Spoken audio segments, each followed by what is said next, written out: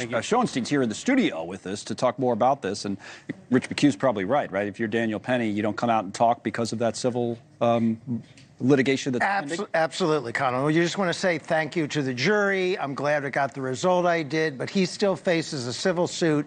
He should not be talking about this substantively at all, and I doubt he will. What did you make of the actual case here? There have been some in New York, depends obviously what side you're on in all of this, who were critical of the district attorney, Alvin Bragg, for even bringing it. In Bragg's statement, he talks about the fact here that their lengthy deliberation, the jury, and the totality of the facts and evidence underscored why this case was put in front of a jury of Mr. Penny's peers. Is that right, you think? I think it is right. I didn't have any problem with this case being put in front of a jury. And I know Alvin Bragg faced a lot of criticism. They faced a lot of hurdles to bring this case, to get it in front of a jury. But they did that, and this is what's supposed to happen.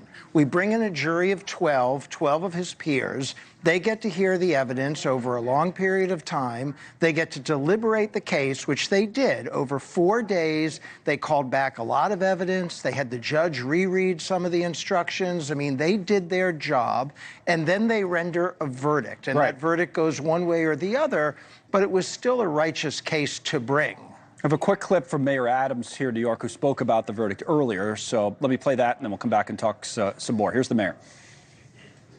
We have a mental health system that is broken. When you have someone repeatedly going through that system, that's a signature of failure. And we need help in Albany and in the city council. We can't sit back and mourn the loss of someone that is caught up in this system when we're not taking the action every day.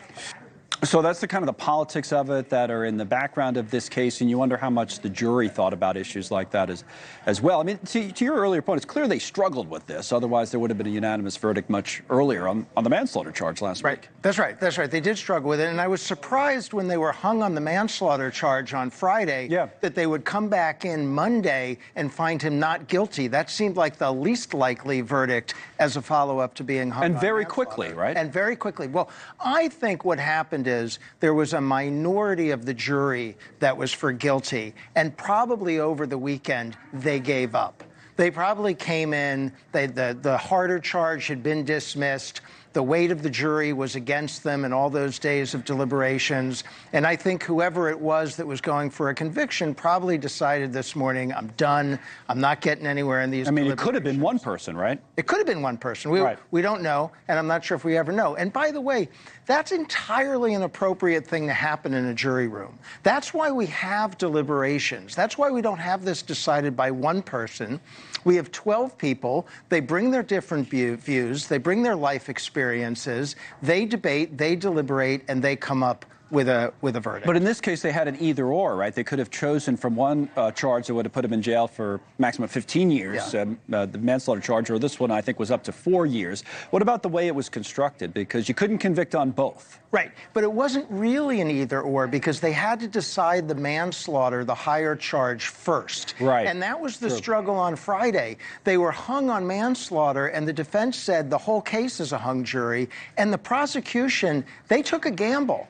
They said, we'll dismiss the higher charge so we can get to a jury decision on negligence. That was a gamble by the prosecution, and they lost. You know, final thing they did, what would you say to people? I mean, it's fine for us to sit around and talk and think theoretically and about this, and for you to explain all the legalities of it to people who are, there are always going to be people, especially in a case that's this highly charged, that are upset with this verdict and think, you know what, here we go again. The system is stacked against us. We heard some of that outside the courthouse today. What do you say to that? I totally understand that. You know, there's a chain of cases like this where minorities are the victims and non-minorities seem to be the defendants. Most of them happen with police officers. This is an odd one where it's a civilian and a minority defendant. I totally understand people being upset about that, and they're right to be, and they can protest and talk about it. And the one thing I'd agree with Mayor Adams, who I don't always agree with, is the mental health issue needs focus. There is no reason that Jordan Neely should have died on that subway that day. No reason.